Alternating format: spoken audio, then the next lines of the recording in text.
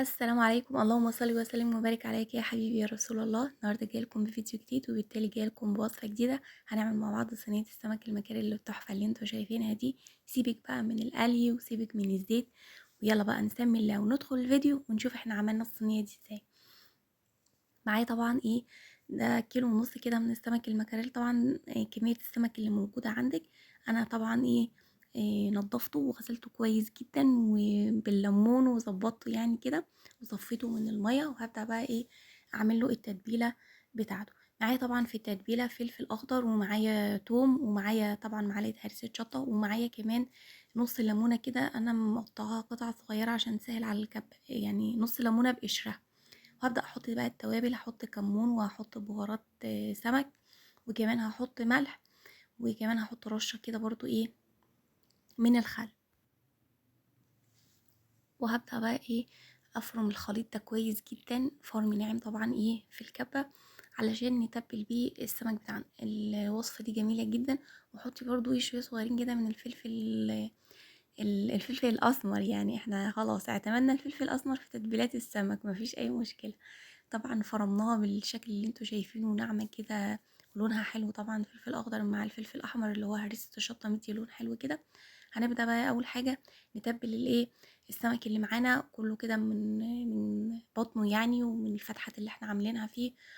وهنتبله تتبيلة كويسة جدا كده، علشان يشرب من التتبيلة دي، لان احنا هنضيف خضار مع السمك ده. هنعمل يعني معاه بطاطس، فعلشان طعم السمك يعني يبقى طعمه حلو كده متبل كويس ويبقى طعمه حلو. طبعا الطريقة دي جميلة جدا وسهلة، ما تاخدش معاك وقت خالص. وبعدين كمان تغيير، يعني انت كل مرة تجيبي السمك المكاريل تقومي تقليه بقى في الزيت، ياخد منك كمية زيت كتير، وكمان يبقى حامي كده. فاحنا لا، قلنا نغير المرة دي ونعمل طريقة تانية. انا كنت عملت معاكم السمك البلطي ومنزلاه قريب برضو على القناة، يعني بتتبيلة زي كده برضو، كنت عاملاه بالخضار، كان جميل جدا وكان طعمه حلو قوي. فقلنا نغير يعني من اننا نشوي سمك بالرده، او ان احنا نقليه في الزيت.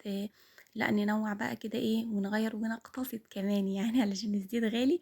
فلا، احنا الوصفات بتاعتنا نستخدم فيها كمية زيت قليل.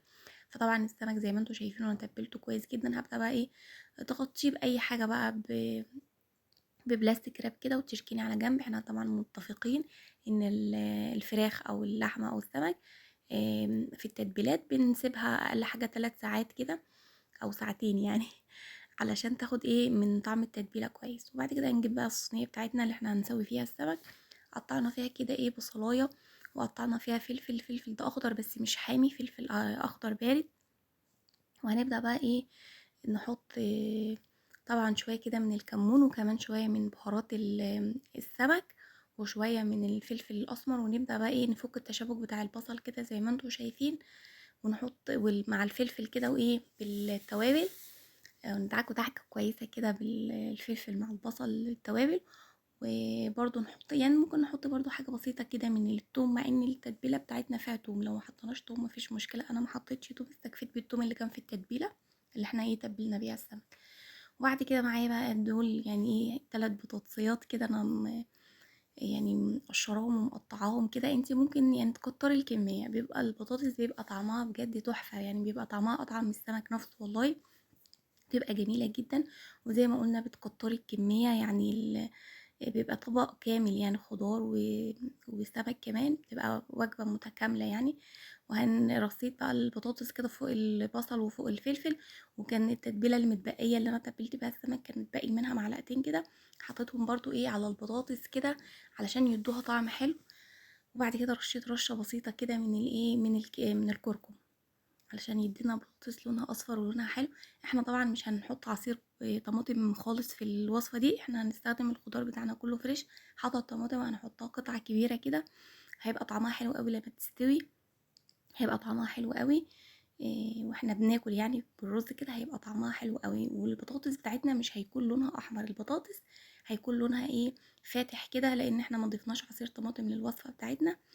فانا حطيت برضو طماطم قطعة كبيرة كده. وبعد كده هنزل بقى فوق البطاطس بالسمك بتاعي، ارصه كده رصة كويسة في الصينية. بجد كان يعني طعمه كان حلو قوي، كمان كانت ريحته طالعة جميلة جدا، وكان خفيف، اخف من السمك المقلي طبعا. زي ما اتفقنا ان المقلي اكل وده اكل يعني، بس بجد هو اخف من المقلي واطعم كتير يعني. وزي ما قلنا مش هنستخدم كمية زيت كتيرة يعني. رصية السمك زي ما انتوا شايفين كده، وبعد كده ايه الطماطم اللي كانت متبقية معايا برضو ايه رصيتها كده ايه في جناب السمك.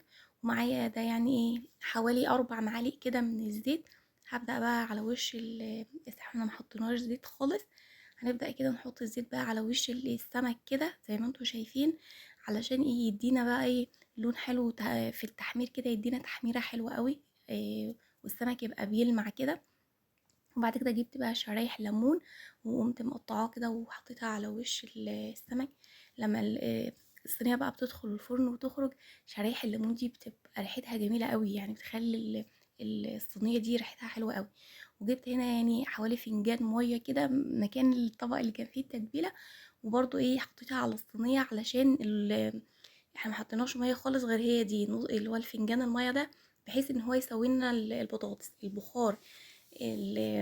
البخار مع الفنجان ده هو اللي هيسوي لنا الخضار بتاعنا اللي هي البطاطس.